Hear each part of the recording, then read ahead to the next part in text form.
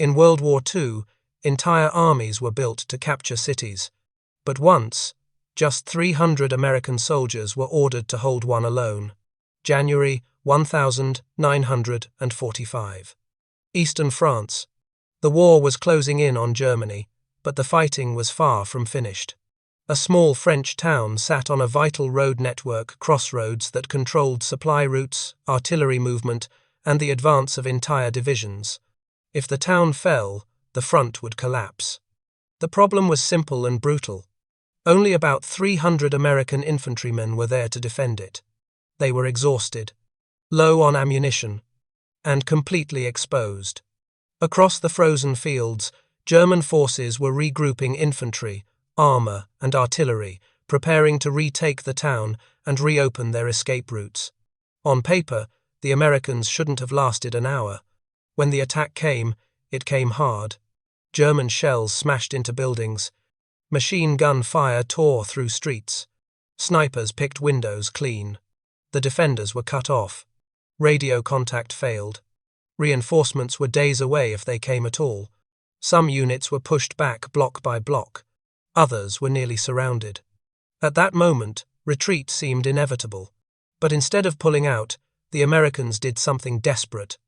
They turned the town itself into a weapon. Riflemen fired from shattered houses. Machine guns covered intersections. Bazooka teams waited in doorways for tanks to appear at point-blank range. Every alley became a trap. Every ruined wall, a firing position.